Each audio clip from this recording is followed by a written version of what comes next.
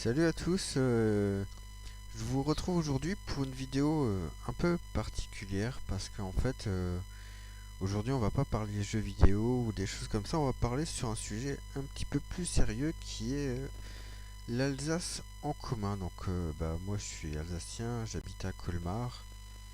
Je suis petit-fils d'un ancien maire honoraire. Je donnerai pas son nom parce que j'ai pas envie que ma famille elle soit embêtée. Mais par contre, c'est d'un village tout proche de Saint-Pierre dans le Bas-Rhin, parce que le maire de Saint-Pierre, c'est l'ancien vice-président du conseil général Alfred Becker. Donc, on va dire que quand j'étais petit,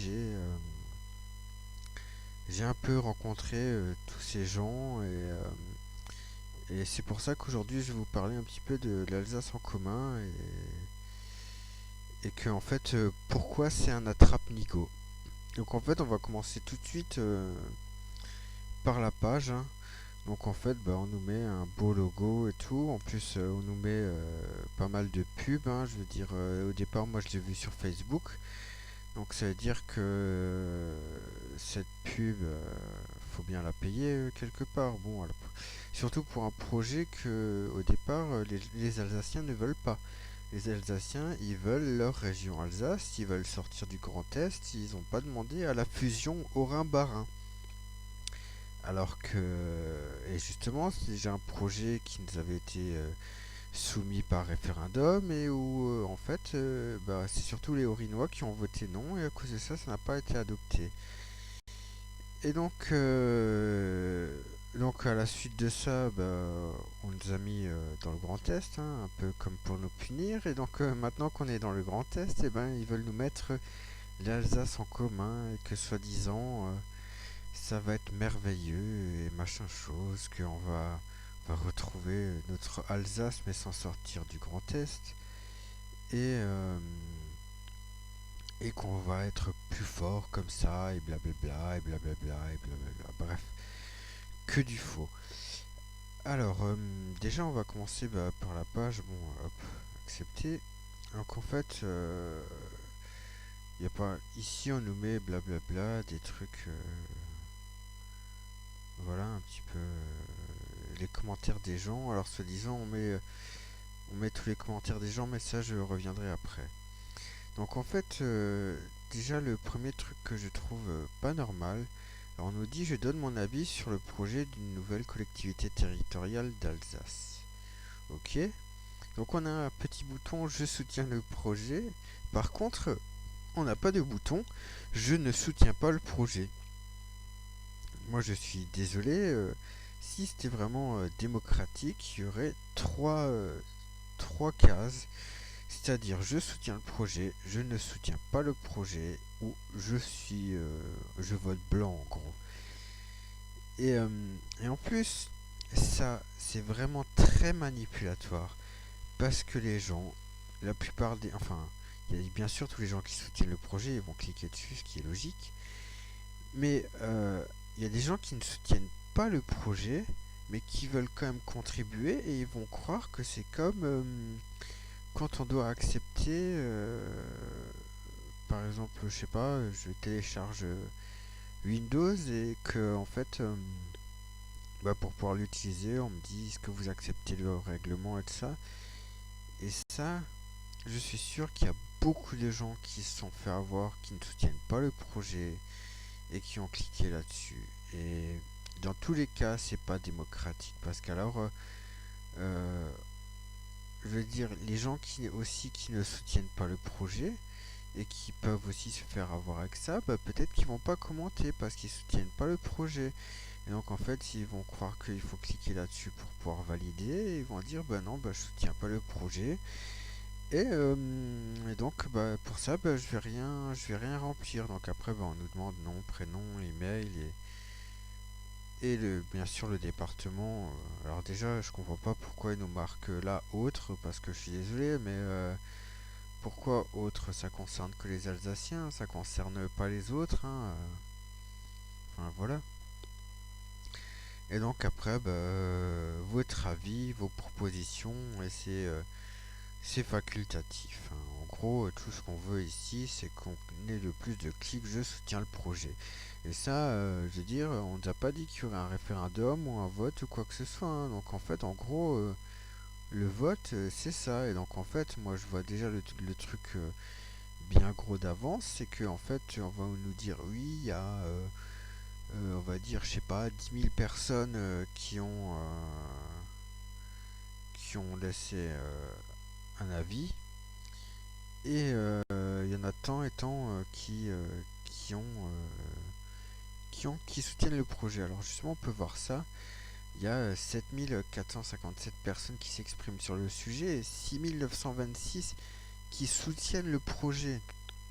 Alors je suis désolé, mais ça c'est pas du tout possible. Je veux dire, on a eu euh, et donc il y a 3881 avis et propositions déposés. Mais juste si on fait un rapide calcul, hein, on fait.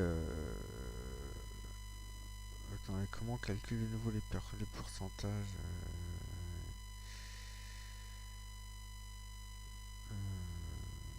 j'ai un petit blanc là. Alors, normalement, je crois que c'est la différence entre les deux et basta. Mais si on calcule de tête, 7457 moins 692, ce qui correspondrait à... Donc en fait, déjà, bah, ce qu'on peut conclure, c'est qu'on doit être à peu près à 92% de oui. En fait, justement, c'est ce qu'on va nous dire. On va nous dire...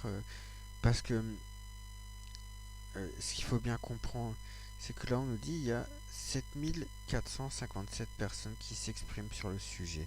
Et 6926 soutiennent le projet et 3881 avis et propositions déposées. Mais si on enlève ces gens, euh, tous les gens qui n'ont pas déposé d'avis et qui ont fait valider, bah, c'est forcément des gens qui soutiennent le projet, puisqu'il n'y a pas de bouton je ne soutiens pas le projet. Donc les gens qui ne soutiennent pas le projet, eh ben, ça peut être que des gens qui sont là-dedans dans avis et propositions déposées. Donc c'est complètement truqué. Et donc moi je suis sûr qu'on va venir et qu'on va nous dire oui, bah, on va faire une fusion Orin-Barin avec 92% de gens qui soutiennent le projet, alors qu'en plus, je veux dire, 7457 personnes par rapport à la population d'Alsace, c'est rien. Enfin, je veux dire, même si on prend la population de Colmar et on va dire de la communauté d'agglomération de Colmar, il y a 100 000 personnes, c'est-à-dire que ça ferait même pas 10%, ça ferait à peine 7% de la communauté d'agglomération de Colmar qui s'exprimerait pour toute l'Alsace. Donc, je veux dire, il y a quand même je veux dire, les chiffres, ils sont quand même pauvres, hein, et je suis sûr que on va faire ça, que ça va être accepté sur ça, parce que de toute façon, je veux dire, tout ça, c'est bien beau, c'est juste pour nous faire croire qu'on nous demande notre avis, mais tout ça, c'est déjà décidé. Alors, je voudrais aussi montrer autre chose, c'est que moi, j'ai laissé un avis. Donc, l'avis, hop, on est sur ma boîte mail. Donc, retour de modération, il y a écrit votre commentaire a été accepté par le modérateur du site Expression Citoyenne Alsace. Donc, ça veut dire qu'aujourd'hui, je dois retrouver ma proposition, ce que j'ai écrit. Et donc, on va retourner ici. Alors, ce qu'il faut se souvenir, c'est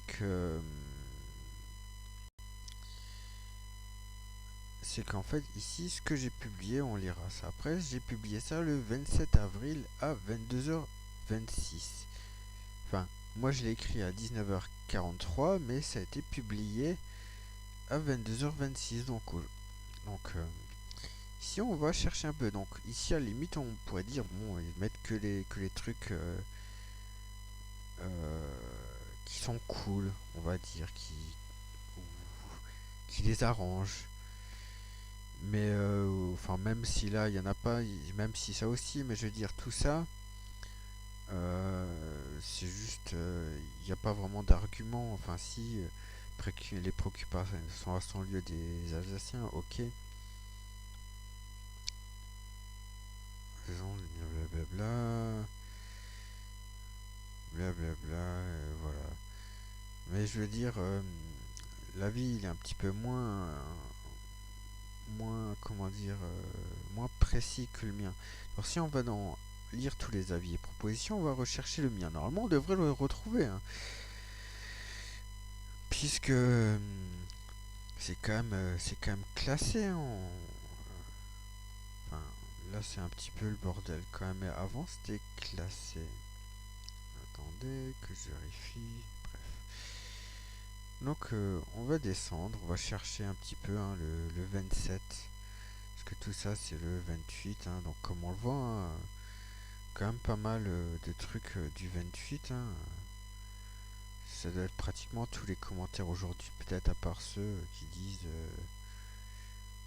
de la merde, des insultes et compagnie. Alors, le 27. Donc, c'est pas moi, c'est pas moi, c'est pas moi, c'est pas moi, c'est pas moi, c'est pas moi non plus. Hop. Donc, tout ça, c'est pas moi. Tout ça, c'est pas moi. Et tout ça, c'est toujours pas moi. Et là, non plus, c'est pas moi. Et ensuite, on passe au 26. Donc, mon commentaire, même si on me dit que il a été accepté par le modérateur, et ben, il n'est pas publié. Et je suis pas surpris avec ça, parce que mon commentaire, il est plus que dérangeant. Alors, on va quand même aller le voir. Hein. Par contre, quand on fait, parce que je peux faire, voilà, je peux rechercher mon commentaire, voir ma contribution, machin chose. Bon, quand je fais ça, j'atterris sur ça. Donc, on voit, je veux dire, on le retrouve nulle part. Il n'y a que moi qui peut le lire. Donc, non, ça je veux pas. Qu'on va lire. Hein. Donc, moi j'ai écrit. En tant que petit-fils de maire honoraire, je peux vous dire que c'est un attrape-nigo et voilà pourquoi. Petit 1, on avait refusé cette fusion. En conséquence, on nous a mis dans le Grand Est et maintenant c'est la double peine de nous réimposer une fusion alsacienne. Donc c'est ce que j'expliquais avant, c'est que la fusion avait été refusée quand elle a été proposée par Richert et machin chose. Et donc, qu'est-ce qui s'est passé ensuite? On nous a mis dans le Grand Est, hein, malgré notre mécontentement. Et puis ensuite, maintenant on nous réimpose de nouveau cette fusion, mais sans référendum. Ensuite, petit 2, on nous a bien précisé que ça ne nous aidera pas à sortir du Grand Est. Et c'est vrai, ils nous disent tous, oui, on veut faire une fusion de l'Alsace, mais des départements, mais vous sortirez quand même pas du Grand Est. Donc, je veux dire, donc déjà, ça c'est pas du tout ce qu'on demande. Petit 3, c'est au départ le projet nazi des eurorégions visant à démanteler le pouvoir des États. Alors ça, il faudrait que vous alliez voir une vidéo de l'UPR. On va vite fait chercher sur YouTube. UPR Alsace.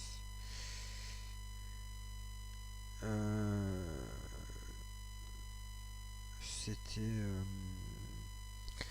bon, vous pouvez regarder ici justement ce que Asselineau avait dit sur les eurorégions. Alors moi je suis pas de l'UPR hein, du tout. Mais ce qu'il dit François Asselineau sur tout ça, c'est vrai. Vous pouvez le vérifier et machin chose. Hein,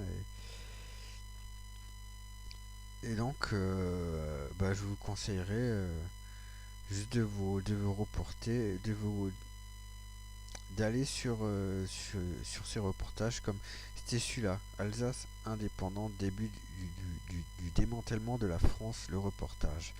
Et justement, ça, c'était premier reportage organisé par l'UPR et qui, justement, parlait des eurorégions et que c'est justement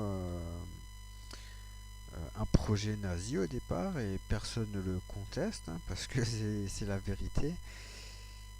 Et donc bah, justement la fusion de l'Alsace c'est un petit peu dans cette optique-là, c'est la reprise de ce projet des eurorégions. Bref, ensuite on va continuer. Petit 4. Passant de deux départements à un seul, l'Alsace va forcément être moins forte dans la région Grand Est. Et ça, bah, c'est simple, hein, on va prendre une petite carte. Donc ça, c'est la carte du Grand Est, hein, où il y a 10 départements. Donc aujourd'hui, s'il y a quelque chose qui est décidé dans la région Grand Est, eh ben, les 10 départements, ils disent oui ou non. En gros, ils votent, enfin, ils décident oui ou non. Et au jour d'aujourd'hui, l'Alsace a deux départements. Donc sur les 10 départements, je veux dire, il n'y a pas un département qui est au-dessus d'un autre. Je veux dire, c'est comme s'il y avait 10 personnes et c'est chacune de ces personnes a une voix. Et donc, aujourd'hui, l'Alsace, sur les 10 voix, elle en a deux. Donc, on va dire qu'elle peut modifier les choses à hauteur de 20%. Elle vaut 20% dans la région Grand Est.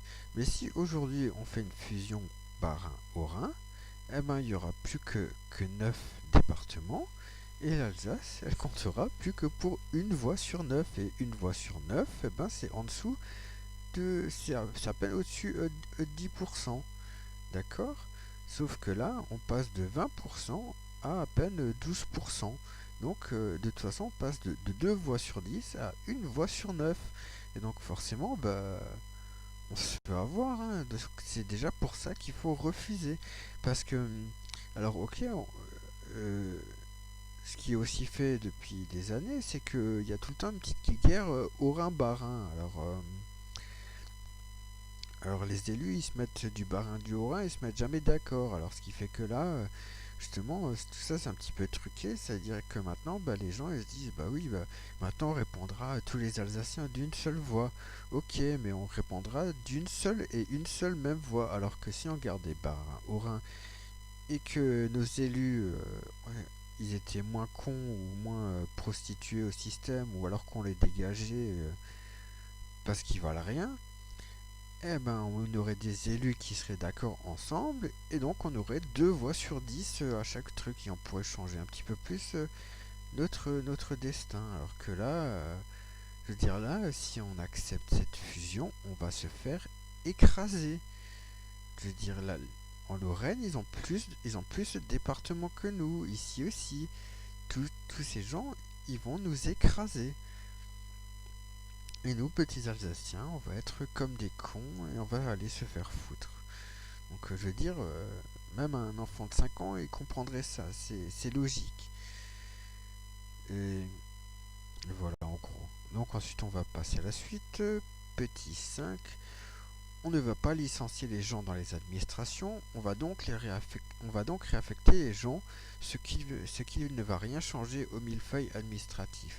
Parce qu'on nous dit, oui, on va avoir moins de personnel et machin chose dans l'administration et ceci et cela, mais ces gens c'est des fonctionnaires, on va pas à part tout ce qui est élu et encore les élus qui sont là en place, ils vont pas dégager directement, hein. Ils vont encore faire des mandats derrière. Enfin, ils vont au moins terminer leur mandat, donc déjà là, on va rien changer au millefeuille administratif, mais en plus tous les gens, tous les fonctionnaires qui travaillent dans les administrations, on va pas les jeter, hein. Donc forcément, on va les réaffecter. Et c'est pas l'État qui va payer ces gens, ça va continuer à être l'Alsace qui va les payer. Donc, je veux dire, ça va rien changer immédiatement. Peut-être que dans 20 ans, oui, ça changera. Parce qu'on va pas remplacer les gens qui vont partir à la retraite. Mais il faut aussi aller voir autre chose. C'est que là, j'ai pas encore vérifié, donc je peux pas vous dire oui ou non sur ce point. Mais lors du référendum de la fusion, on nous a dit oui, on va avoir moins de millefeuilles administratifs, mais c'était faux parce qu'en fait, ils comptaient recréer des nouveaux groupes d'études de ceci et de cela, et au final, bah, ça changeait rien du tout au millefeuille administratif, c'était même pire en fait. Donc tout ça c'est déjà un mensonge. Donc ensuite on va passer au petit 6. J'ai dit, est-ce que une seule fois quelqu'un pourrait me citer une proposition des élus et de l'État ayant eu un impact positif sur l'Alsace? Je voudrais juste rappeler que tous les tests comme le TGV par exemple sont faits en Alsace, mais qu'on est toujours les derniers à les recevoir et qu'en plus on est toujours tous les seuls à payer. C'est-à-dire, j'ai pris l'exemple du TGV, c'est totalement ça, hein. Le TGV, il a été testé entre Strasbourg et Mulhouse, et donc on a fait les tests de vitesse et tout, tranquille. Ensuite, tout le monde l'a eu. Je veux dire, même Marseille, ils ont eu leur TGV alors qu'ils ne le voulaient pas. Je rappelle que Marseille ne voulait pas de leur TGV, et on leur a donné gratuitement. Et nous, les petits Alsaciens, pendant plus de 20 ans, on a demandé le TGV. Et au final, on nous l'a donné en dernier. Et en plus, on nous l'a fait payer. Et en plus, après, derrière, on a continué à faire des tests à la con. Et qu'est-ce qu'on a eu? On a eu un crash de TGV. Et je voudrais juste rappeler que en Alsace, si on prend depuis rien que ma naissance en 1985, on a eu un crash de TGV et on a eu deux crashs aériens importants. C'est-à-dire qu'on a eu bien sûr le Mont Saint-Odile, mais en plus on a eu le crash de Absheim. Et Absheim c'était aussi un vol soi-disant test de la 320, le premier vol public de la 320. Et qu'est-ce qu'on a eu? On a eu un crash. Et je veux dire, tout ce qui est fait, c'est toujours testé en Alsace. L'Alsace c'est toujours une région test pour tout. Pour les macadams, je veux dire par exemple, si vous prenez, je sais pas si c'est une voie rapide ou une autoroute, je crois que c'est simplement une voie rapide vers, vers Obernai. Je veux dire, quand vous êtes sur l'autoroute, vous venez de Strasbourg et vous allez vers Obernai, donc ensuite vous passez à côté de Geispolsheim, il y a même un radar automatique, puis vous continuez et ensuite maintenant il y a une nouvelle bretelle, vous prenez cette bretelle et avant on devait passer d'abord par la nationale et ensuite on commençait la voie rapide. Et au début de la voie rapide il y a à nouveau un radar automatique et vous allez vers Obernai et après vous allez vers Bar et compagnie. Et justement le macadam de cette voie rapide c'est un macadam test. Et pour les gens qui roulent vers là-bas, quand il pleut, on ne voit absolument rien. Parce que le macadam, il a un problème, c'est qu'il reflète. Et donc, euh, il éblouit en cas de nuit et de pluie, il éblouit très fort. En plus, on voit pas du tout les marquages. Et ce qui fait qu'on voit plus rien. Et c'est vraiment limite dangereux. Et ben, le résultat, c'est que c'est un macadam test. C'est l'État qui nous l'a imposé. Et en plus, on a dû le payer. Et donc maintenant, si on veut changer de macadam, eh ben, il va falloir tout détruire et tout reconstruire et tout repayer encore une fois. Et c'est toujours comme ça avec l'Alsace. Donc il ne faut pas du tout croire que cette fusion de l'Alsace, des départements Haut-Rhin-Bas-Rhin, c'est pour notre bien, bien au contraire. Donc, puis on parle pas non plus de la sécurité sociale où à chaque fois que notre sécurité sociale, les bénéficiaires, on prend l'argent pour le redistribuer à toutes les autres sécurités sociales de la France qui sont déficitaires. Enfin bref. Donc on continue. Petit 7. Si tous les élus vous poussent vers cette voie, c'est simplement qu'ils savent qu'ils pourront étendre leur pouvoir dans cette Alsace réunie. On voit déjà des batailles politiques pour que la préfecture soit à Colmar et non à Strasbourg. Les élus ne sont pas là pour vous défendre, mais bien pour défendre leur propre miche de pain. Et donc, ce point-là, je reviendrai après. Je vous montrerai des choses qui sont absolument hallucinantes. Ensuite, petit 8. À la limite, on pourrait faire une 14e région Alsace-Lorraine, histoire de garder nos propres lois, jours fériés, etc. Car on n'a rien à voir avec les gens à la frontière de Paris. Mais ce sera encore et toujours refusé, il faut arrêter de rêver. Donc je sais que pour certains Alsaciens, ça peut peut-être choquer de dire oui, faire une 14e région, Alsace-Lorraine, mais Alsace-Lorraine-Vosges, on va dire. Mais, mais on va dire, si on devait faire un compromis, je dirais que ça serait quand même le meilleur compromis, puisque l'Alsace et la Lorraine, on a les mêmes jours fériés, on a quand même la même histoire, même si l'Alsace c'est pas la Lorraine et la Lorraine c'est pas l'Alsace. Je veux dire, on a quand même beaucoup d'éléments communs, surtout au niveau des lois, de l'histoire et compagnie. Donc, on n'est plus non plus au Moyen Âge où on va chasser les Lorrains et machin chose.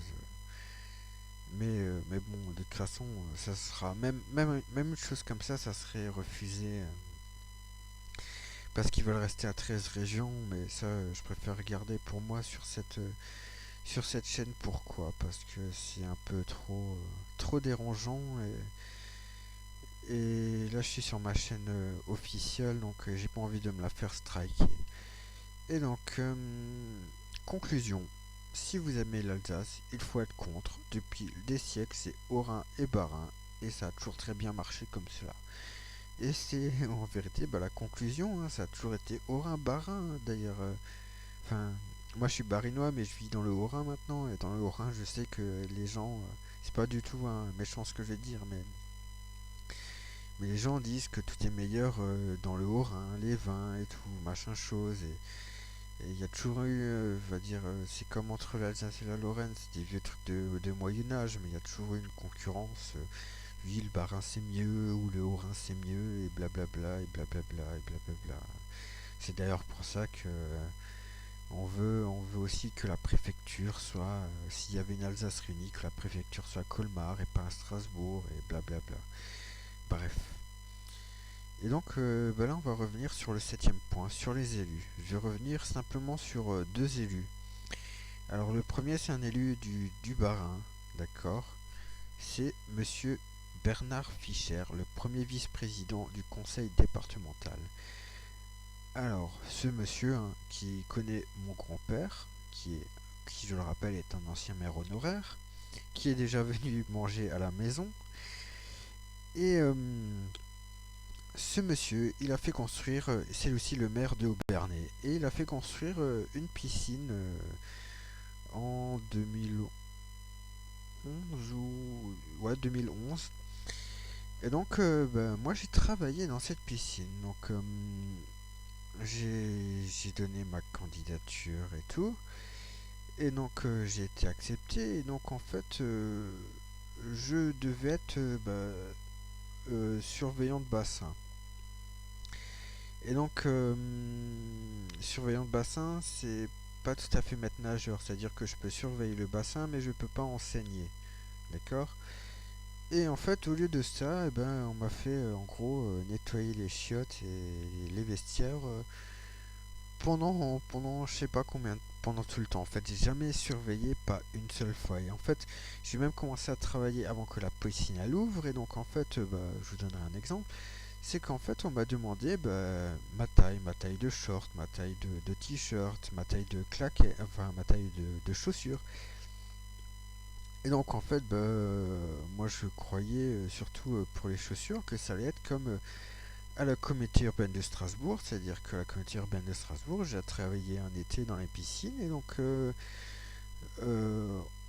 on m'a demandé ma taille de chaussures, et en fait on m'a donné des claquettes. Et ben non, là on m'a pas donné des claquettes, on m'a donné des bottes pour pouvoir gratter le fond du bassin.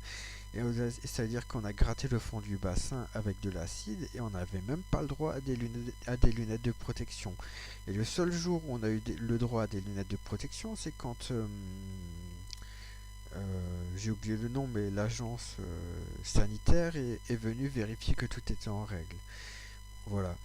Et donc en fait, ce qui s'est passé, c'est que je me suis fait licencier de cette piscine. En fait, on m'a fait nettoyer le bassin extérieur en janvier, d'accord. Et ce qu'il faut savoir, c'est que la chaudière enfin la chaufferie elle était en panne, donc l'eau n'était pas chauffée. Donc j'ai dû aller en maillot de bain dans de l'eau froide alors qu'il faisait 2 degrés dehors et qu'il neigeait. J'ai dû aller dans le bassin extérieur, juste avec mon maillot de bain et rien d'autre, en train de gratter les parois du bassin. Et donc ce qui s'est passé, c'est que je me suis tapé une pneumonie et que j'ai dû rester à la maison pendant une semaine. Et donc j'avais un arrêt maladie du médecin et je l'ai envoyé par mail à la piscine parce que comme j'habitais à Colmar, si je pouvais rouler 50 km pour aller donner mon arrêt de travail, c'est que je pouvais aller travailler. Enfin, ça paraît logique. Et, euh, et en fait, quand je suis revenu, déjà on m'a fait déjà quand j'ai rappelé que en me disant voilà je reviens et tout, on m'a dit oui, on s'est passé de toi pendant une semaine et tout. Bah écoute, viens à 2 heures ce jour-là. Donc on m'a fait poireauter une demi-heure comme un client qui voudrait voir le directeur, la directrice de la piscine. On m'a fait attendre à l'accueil et ensuite j'ai été accueilli par la directrice de la piscine. Et en fait, ça faisait plus que un mois que je travaillais dans cette piscine et que j'avais pas signé de contrat de travail. Et donc, le truc, c'est que quand vous avez travaillé, quand vous avez un CDI et que ça fait plus de 15 jours que vous travaillez et que vous n'avez toujours pas signé de contrat, eh ben, il n'y a plus de période d'essai, vous êtes embauché définitivement en CDI. Et donc, en fait, elle m'a dit oui, ça serait mieux quand même qu'on signe les contrats et machin, chose et tout. Et donc, j'ai signé mon contrat. Et en fait, ce qui s'est passé, c'est qu'une fois que j'ai signé mon contrat, elle m'a dit oui, en fait, voilà, on a post-daté ton contrat, et puis alors on te vire, et comme ça sera plus facile pour toi d'avoir les acédiques. Donc en fait, ils ont post-daté le contrat pour que ça fasse moins de un mois, et que dans le contrat il y a écrit un mois de période d'essai, donc soi-disant on vire comme ça à la fin de la période d'essai. Et en fait, ce qu'il faut savoir, c'est que le premier mois de cette piscine, il y a au moins 30 personnes qui se sont fait licencier. C'était vraiment mais abusé. Et en fait, leur système, c'était tout simple, c'était d'embaucher des gens en CDI, de leur mettre une période d'essai et de les virer à la fin de la période d'essai pour en fait avoir des intérimaires sans payer les agences intérim. Et en fait, si ça s'est passé dans le domaine public, c'est parce qu'en fait il y a une petite particularité. C'est-à-dire que Monsieur Bernard Fischer, il a fait construire sa piscine aux frais du contribuable de Aubernais, mais il a reçu des subventions. Et donc pour avoir des subventions, parce que ça faut savoir que sa piscine elle a coûté 15 millions d'euros. Et ce qu'il faut aussi savoir, c'est qu'elle a coûté 15 millions d'euros, alors qu'elle est 3 fois plus grande que la piscine de Célestat qui a coûté 16 millions d'euros. Mais le truc, c'est que la piscine d'Aubernais, au bout de même pas 3 semaines, les inox ils étaient déjà en train de rouiller. Donc ça vous donne un petit peu euh, ça vous donne un peu une étendue comment la piscine a été construite. Et en plus, un autre truc qu'il faut savoir, c'est que quand on est maître nageur dans cette piscine et qu'on veut aller nager, je veux dire partout dans toutes les piscines, je veux dire, c'est gratuit. Enfin, vous êtes maître nageur, il faut bien que vous entraîniez. Enfin, pour sauver des gens, s'il y a quelqu'un qui se noie, enfin, c'est logique. Enfin, et ben non, dans cette piscine, si vous êtes maître nageur et vous voulez vous entraîner ou vous baigner ou aller dans l'eau, il faut payer 4,90 €. C'est hallucinant. Et donc, ce monsieur Fischer, que je le connais assez pour savoir qu'il est aussi pharmacien, il est allé pleurer au- à la Ligue d'Alsace de natation en disant oui, j'ai besoin de subventions pour construire ma piscine. Et ce qu'il faut savoir, c'est que quand moi je travaillais à la piscine de Aubernais, j'étais en colocation avec un pote. Et mon pote, c'était Cédric Valentac. Et Cédric Valentac, c'est un des conseillers de la Ligue de natation qui accorde les subventions. Donc, j'étais carrément au bon endroit pour savoir comment ça s'était passé. Et donc, le contrat qui était passé entre Monsieur Fischer et la Ligue d'Alsace de natation, c'est que la Ligue d'Alsace de natation lui a accordé 800 000 € de subvention. Et ces 800 000 euros de subvention, ce qu'il faut savoir, c'est qu'en fait, ils viennent de, euh, de, de la Française des Jeux. Parce qu'en fait, les bénéfices de la Française des Jeux, il y a une partie qui est reversée au ministère des Sports. Et le ministère des Sports le donne aux fédérations. Et les fédérations donnent ensuite en tant que subvention pour les communes qui font des complexes sportifs et compagnie. Et le contrat, c'était qu'ils recevaient 800 000 euros de subvention, mais en contrepartie, ils devaient construire une piscine publique qui était gérée par le domaine public. En d'autres termes, c'est-à-dire que la piscine, elle devait être faite par la mairie de Obernai et qu'elle devait être gérée par la mairie de Obernai. C'est-à-dire que les gens étaient des employés de la mairie de Obernai. Et non, Monsieur Fischer, il a construit sa piscine aux frais du contribuable de Obernai et en prenant la subvention de 800 000 euros, mais il a fait, euh, il a fait exploiter la piscine par une entreprise privée, ce qui était totalement illégal en vertu du contrat qu'il avait passé avec la Ligue d'Alsace de natation. Donc ce monsieur, pour ses propres intérêts, il a volé 800 000 euros de subvention. Et aujourd'hui, je veux dire, moi j'ai donné tous les noms de tous les gens et de où je savais ça. Et je mets au défi quiconque de m'attaquer pour diffamation.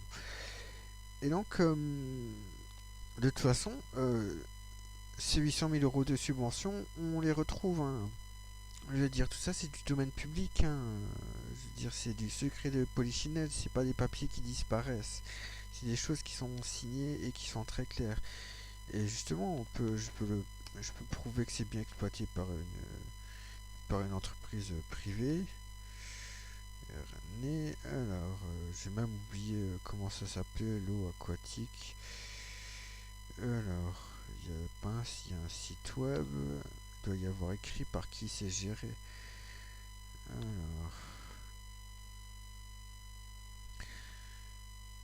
Alors, alors. C'est en vrai, c'est la même société qui a aussi la patinoire de Strasbourg. Attendez. Alors, prise privée. J'ai oublié comment elle s'appelle. Alors,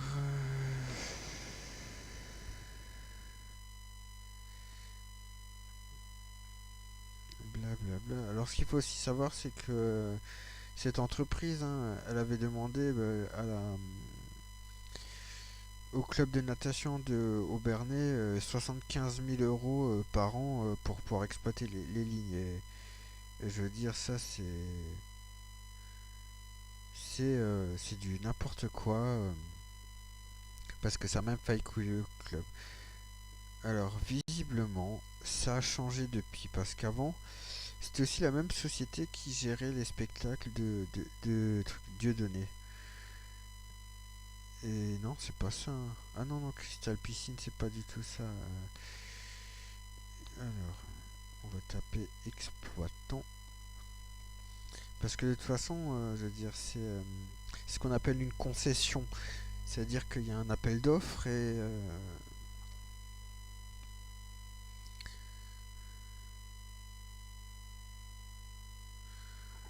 donc ouais, là on voit le.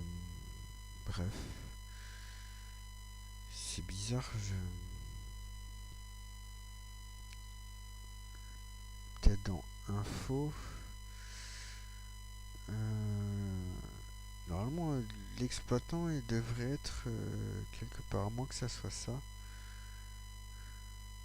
Alors, non, ça c'est pour sûrement le. Non, ça c'est un truc de certification. Euh, J'ai oublié le nom de l'exploitant. Mais en gros, pourquoi il fait ça? Il fait ça comme ça, il a pas. Il- voilà, par délégation de service public, donc c'est ça. Alors, Donc justement, c'est ce qu'on appelle justement voilà une délégation des services publics, c'est-à-dire que le service public demande à une entreprise privée d'exploiter euh, la, le complexe en gros. Mais je veux dire, c'est quand même pas super parce qu'en vérité, l'exploitant, c'est toujours une entreprise privée. Et une entreprise privée, bah, elle veut faire des bénéfices, donc forcément ça coûtera toujours plus cher aux clients que si c'était quelque chose de complètement public. Et ouais, donc là on a tout le projet. Bref.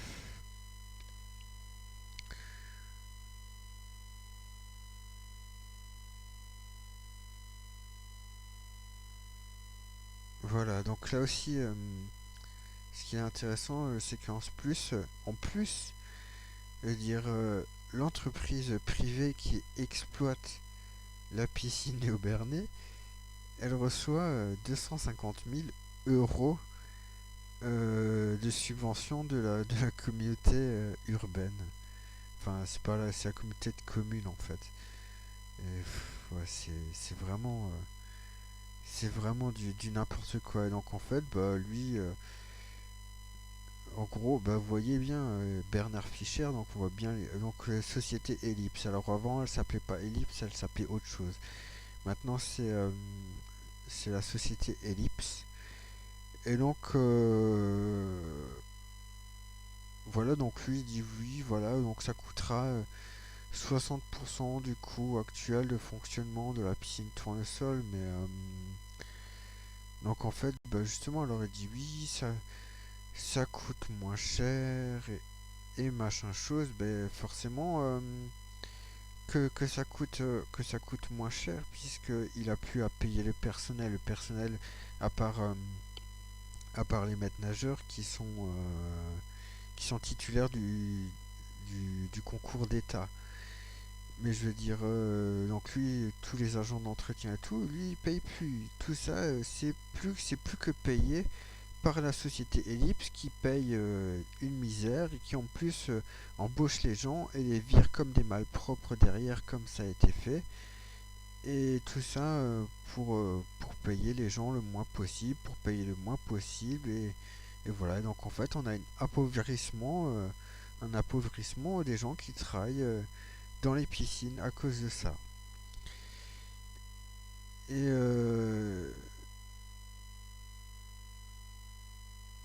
ouais, voilà. Et donc, ce qu'il faut bien comprendre, c'est que là, ce qui marque, hein, non mais franchement, c'est hallucinant. Moi, je comprends même pas comment les gens ils peuvent accepter ça. C'est-à-dire, parce qu'en plus, il dit oui, ça coûte 60% du coût actuel de fonctionnement de la piscine tournesol. Mais la piscine tournesol, elle était pourrie. Il y a des fissures, il y avait plein de choses. Cette piscine, c'était une ruine. Si elle coûtait aussi cher, c'est parce que elle était plus aux normes, plus rien du tout. Donc vous consommez de l'eau, du chauffage. Enfin, du chauffage à une époque, il n'y en avait même plus. Mais vous consommez de tout. Je veux dire, c'est comme un moteur qui est à moitié cassé. Il bouffe de l'huile et compagnie et vous coûte une ruine. Parce qu'en plus, il faut remplacer ceci et cela. Et toutes les semaines, il y a des problèmes dans la tuyauterie et compagnie. Il faut. Voilà.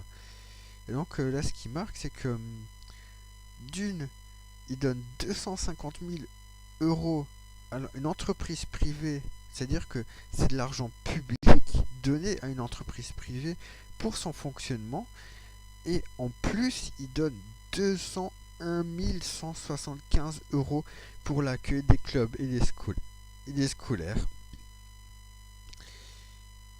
Non mais attendez, c'est complètement hallucinant, 201 175 euros.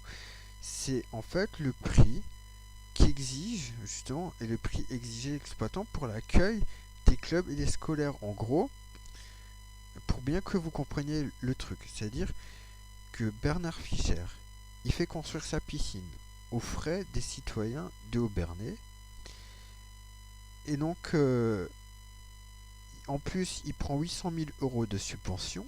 Il respecte pas le contrat. Il demande à une entreprise privée de l'exploiter. Et cette entreprise privée, en plus, donc déjà, il lui donne 250 000 euros comme ça, alors que déjà, elle demande des entrées à 4,90 €, ce qui est énorme dans une piscine payée, enfin, je veux dire, à Colmar, je crois que c'est 3 euros l'entrée de la piscine, donc vous voyez déjà un peu la différence.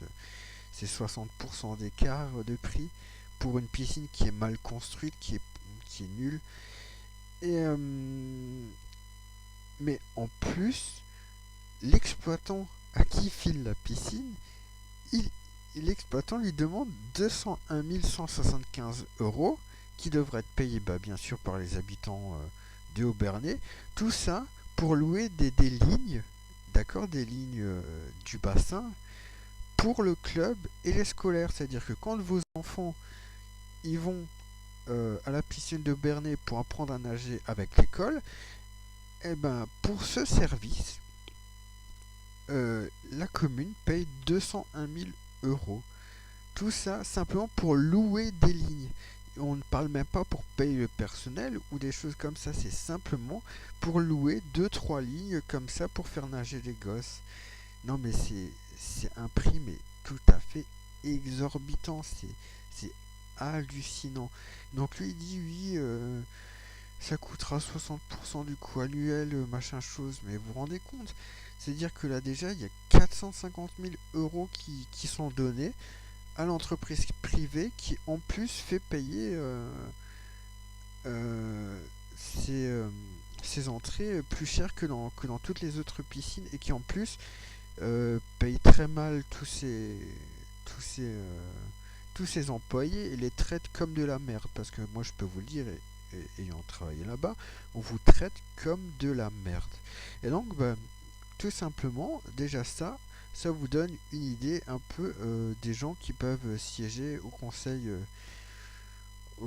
conseil départemental du 67, du Bas-Rhin. Et maintenant, on va passer juste à un autre personnage du Haut-Rhin, c'est-à-dire Monsieur Gilbert Meyer. Alors, Monsieur Gilbert Meyer, c'est le maire de Colmar. C'est ce monsieur ici. Et donc, en fait, bah, lui, il veut toujours que tout soit à Colmar, c'est-à-dire même la préfecture et machin chose. Et on va aussi dresser un petit peu le portrait de Gilbert Meyer.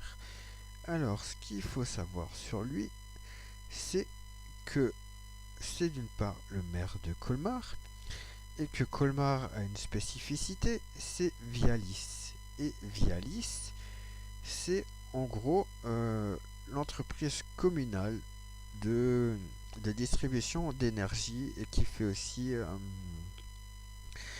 internet, télévision et tout ça. Et je trouve personnellement que c'est de la grosse merde parce que déjà au niveau électricité, quand j'étais à Strasbourg, je payais. Bon, j'ai pas du tout le même appartement, mais à Strasbourg, j'avais 24 mètres carrés. Ici, j'en ai 44. Bon, ça fait une différence. Et tous les deux sont chauffés à l'électrique. Et à Strasbourg, j'avais une télévision. À Colmar, j'ai juste mon ordinateur. Et donc, en fait, à Strasbourg, je payais 170, entre 170 euros et 190 euros à l'année d'électricité. À l'année. À Colmar, bah, ma dernière facture, c'était 200 euros pour 3 mois. En hiver. Voilà. Donc, super. Et il y a des endroits de Colmar où vous ne pouvez pas prendre autre chose que Vialis. Il y a des endroits de Colmar où ce n'est pas ouvert à la concurrence. Alors peut-être qu'aujourd'hui en 2018 ça a changé. Moi je suis arrivé à Colmar en 2010 et en 2010 dans mon premier appartement rue des Clés, j'étais obligé de prendre Vialis pour internet et la télévision et le téléphone et j'étais obligé de prendre Vialis pour l'électricité.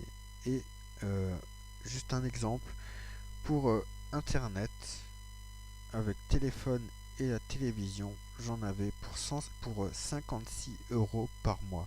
Et le pire, c'est que je n'avais même pas les chaînes de la TNT, d'accord? J'avais même M6 en noir et blanc. Je dois peut-être retrouver vite fait sur Facebook une, une image, une photo.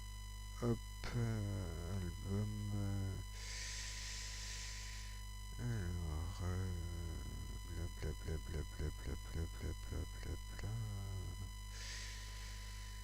Donc on voit bien Colmar Plage saison 2, hein, donc j'ai déjà travaillé pour Colmar, donc je connais aussi un petit pas mal Colmar. Euh,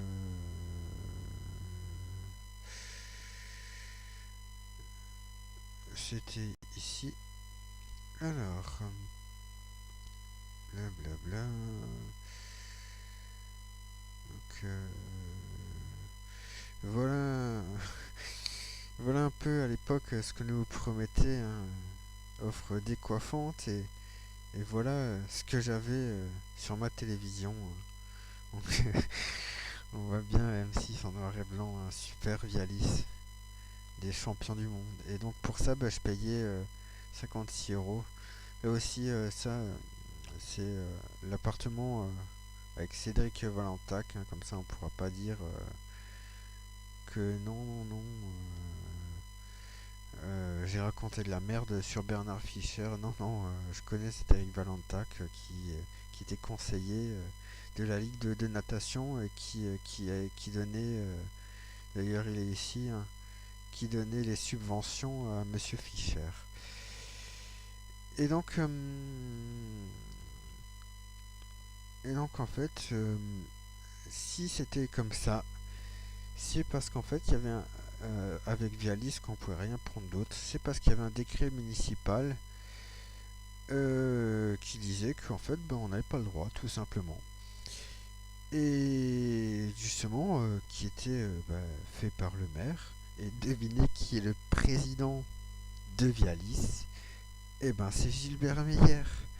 Donc ça veut dire qu'aujourd'hui, quand vous payez votre électricité ou tout ce que vous voulez à Vialis, vous donnez de l'argent à Gilbert Meyer. Et c'est pas du tout normal. Je dirais même que c'est totalement illégal. C'est, c'est illégal dans le sens qu'il a utilisé sa position de maire pour en tirer un avantage. Donc c'est du...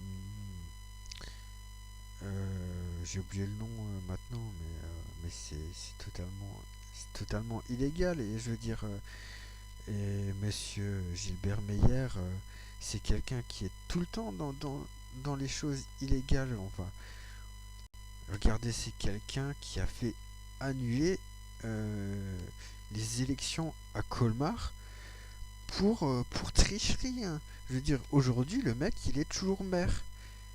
Aujourd'hui, le mec, il est toujours maire, alors que les, les élections municipales de Colmar ont été annulées parce qu'il y avait 22 chefs d'accusation. D'accord? Pour irrégularité après avoir blablabla. Blablabla. Donc, nous avons constaté plusieurs irrégularités qui ont été confirmées par le tribunal. Et moi, je comprends pas comment ce mec il peut toujours être maire. Et en plus, l'histoire, c'est qu'en fait, il allait voir les musulmans de Colmar, il allait à la mosquée, et en gros, il leur a dit hum, soit vous votez pour moi, ou soit en fait,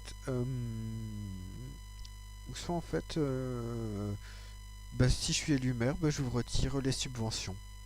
Et donc, bien sûr, forcément, les musulmans de Colmar, ils ont voté pour lui. Et c'est lui après qui disait des trucs, là, quand il y a eu les attentats, blablabla, comme quoi, puis, il faudrait presque faire attention aux musulmans.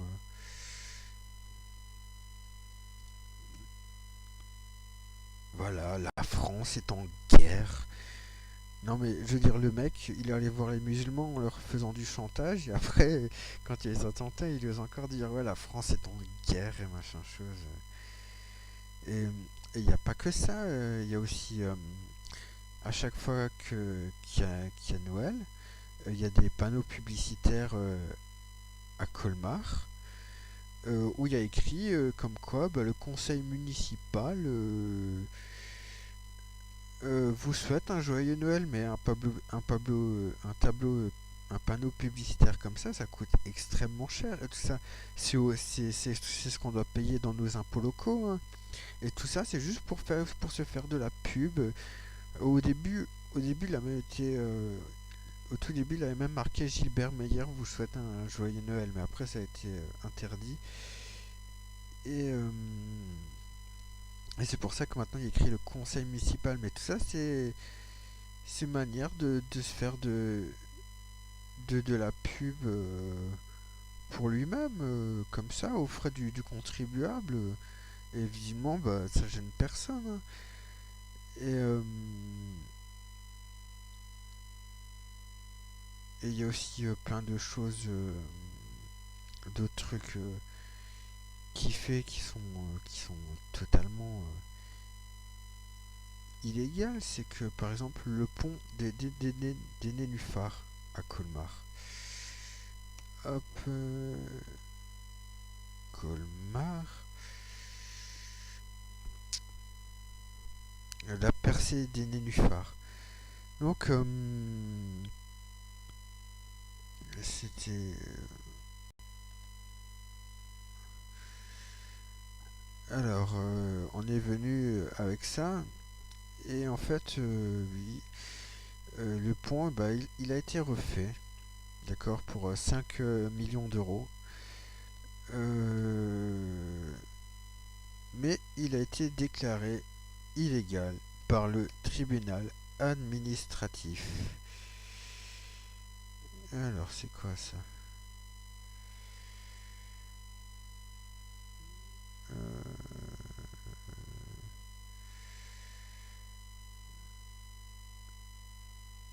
Attendez, je vais juste aller voir c'est quoi ça. Blablabla. Ouais, bref, on s'en fout. Euh...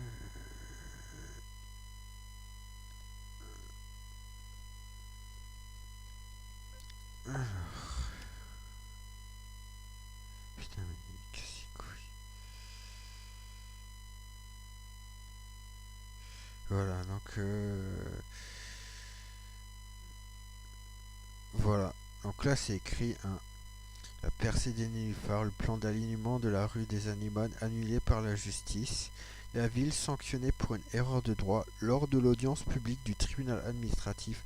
Le rapporteur public a considéré que la ville de Colmar avait opéré un détournement de pouvoir. D'accord, donc c'est quand même, ça montre bien quand même comment les politiques, ça marche. La politique de Gilbert Meyer. Et donc en fait, de toute façon, le pont, il a pas été,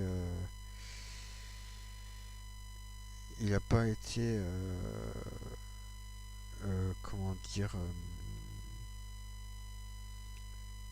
euh, il n'a pas été détruit, hein. Maintenant qu'il est construit, il y reste, hein. Mais le truc, c'est que en fait, ce qui s'est passé, c'est que le maire, il a dit qu'il a donné 400 questionnaires dans les boîtes aux lettres des habitants et qu'en fait, il n'y a qu'un seul questionnaire qui est revenu et sur ce questionnaire, il avait écrit, oui, je veux que le pont soit refait. Donc, juste pour ça, et c'était son excuse pour dire, on va refaire le pont. D'accord, pour 5 millions d'euros. Et 5 millions d'euros qui sont... alors ça doit être...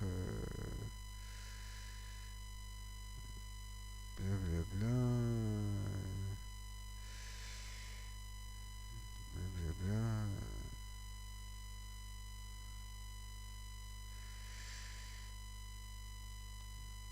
Bref, ouais, ça c'est un petit, ça date un petit peu, on va dire. Euh, le reste, j'avais trouvé sur le site d'un mouvement politique colmarien. J'ai oublié comment il s'appelle. Mouvement politique Colmar. C'est un mouvement politique spécifique à Colmar. Non, c'est pas ça.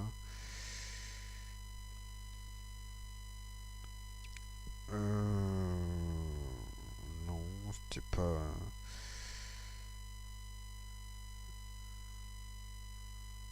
euh,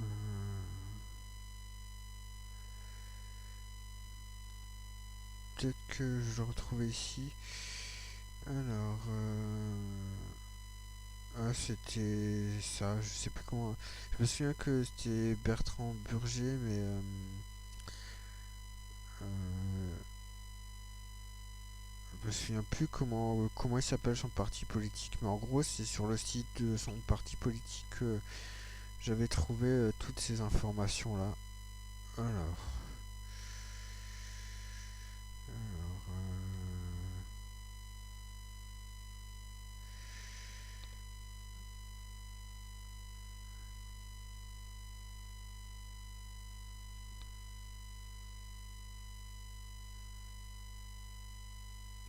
Bla bla bla.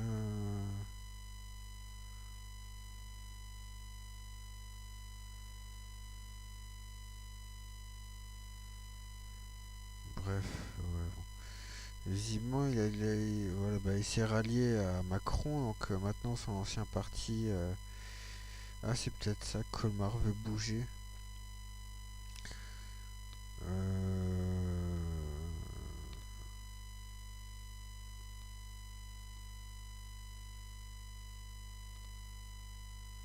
D'accord. C'est peut-être pour ça que le site, je le retrouve plus aussi. Alors, Colmar. Ouais, bon, c'était Colmar. Ça m'étonne que ça s'appelle Colmar veut bouger. Ça me semblait être. Ça me semblait que c'était un autre nom avant. Maintenant, ça a peut-être changé de nom. Mais en gros, c'était bah, sur leur site internet que j'avais trouvé toute l'information. Donc, je veux dire, ce qui, je sais que là la vidéo a été un peu longue, mais ce qu'il faut bien comprendre, c'est que de toute façon,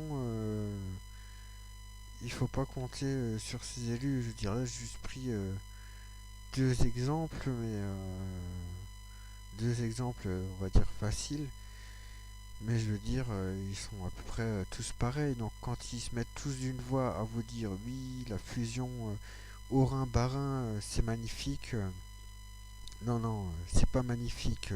Ces gens, d'une part, c'est des escrocs et, euh, et ils voient que leur intérêt, hein. Il faut pas croire que l'Alsace, ils en ont rien à foutre de l'Alsace. Ça, il faut bien que vous compreniez ça. Ils en ont absolument rien à foutre de l'Alsace. Tout ce qui compte pour eux, c'est leur pouvoir. Donc, il faut pas accepter ce qu'ils veulent nous faire, c'est-à-dire la fusion Haut-Rhin-Bas-Rhin, sans référendum, sans rien, et en plus où ils nous font une pub énorme pour qu'on dise oui. Et en plus, justement, je vais revenir juste fait sur le point où en fait il y avait les 400 questionnaires qui étaient revenus et il n'y en avait que un où c'était dit oui. Bah, c'est exactement le même principe ici, hein. Je veux dire, euh, ici on va pas comptabiliser les noms ou compagnie, hein. Justement, on est là, oui, blablabla, exprime leur sujet, et bah, machin chose, soutiennent le projet avec la superbe petite case, je soutiens le projet, et la case qui n'existe pas, je ne soutiens pas le projet. Donc tout ça, bah voilà, c'est un attrape-nigo. Donc je vais arrêter ici pour ma vidéo et j'espère que vous aurez un petit peu compris les dessous de tout ça. Sur ce, bah, je vous souhaite une bonne soirée et à bientôt.